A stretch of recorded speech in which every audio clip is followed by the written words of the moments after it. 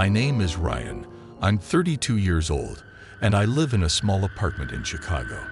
I work long hours in the city, so taking the train home every night has become part of my routine. It's usually uneventful, just me zoning out after a long day, waiting to get home. But one night last week, something happened that I can't stop thinking about.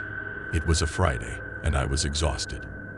I'd stayed late at the office, trying to finish a project, and by the time I made it to the station, it was almost midnight. The train was nearly empty, just a few people scattered around. I found an empty seat and settled in, ready to zone out for the next 30 minutes. As the train pulled away from the station, I noticed a man sitting across the aisle from me. He caught my attention because he looked out of place.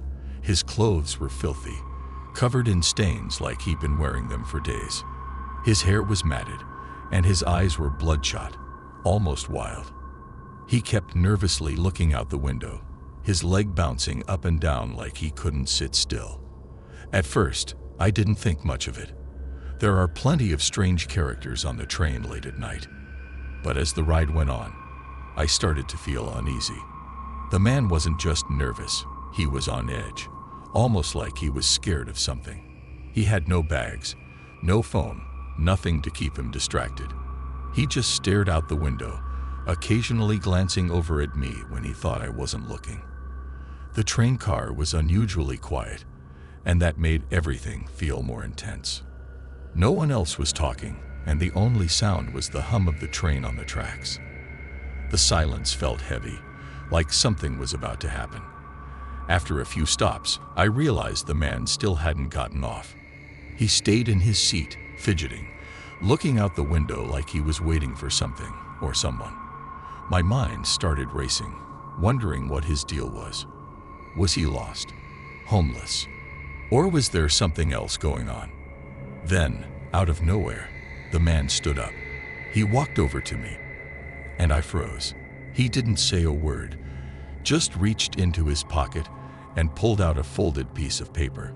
Without making eye contact, he handed it to me and walked back to his seat. I stared at the note for a few seconds, unsure of whether I should even open it.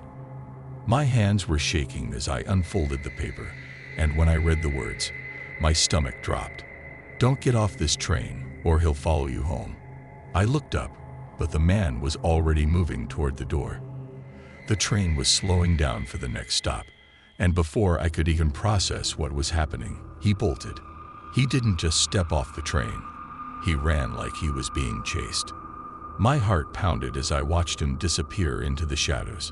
Suddenly, the train felt too quiet.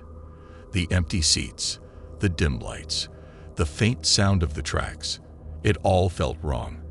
I looked around, trying to see if anyone else was acting strange, but I was alone, completely alone.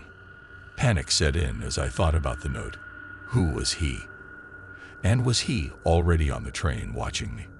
My mind raced with possibilities. Maybe it was all a prank, some sick joke. But the fear in that man's eyes, it didn't seem like a joke. I thought about getting off at the next stop, but the words of the note echoed in my head. Don't get off. What if the man was right? What if someone, or something, was really out there, waiting for me? My throat tightened, and I felt trapped. Stay on the train, or risk whatever was out there. The train kept moving, stop after stop, but I couldn't bring myself to leave. Each time the doors opened, I stared at the empty platforms, half expecting to see someone waiting. But there was no one. Just me and the cold, empty stations. Finally, after what felt like an eternity, the train pulled into my stop. My heart was pounding in my ears as I stood up. I hesitated, my feet rooted to the ground. Should I stay? Should I get off? The fear was overwhelming, but I couldn't stay on the train forever. I took a deep breath and stepped off the train. The platform was empty, just like the others. No one was there. But as I started walking toward the exit, I couldn't shake the feeling that someone was watching me. My skin prickled, and I kept glancing over my shoulder, half expecting to see a figure lurking in the shadows. Every sound, every flicker of light, sent a jolt of fear through me. I made it home that night, but the fear never really left. I still don't know who he was or if he's still out there, watching. But every time I step onto that train now, I feel like I'm being followed.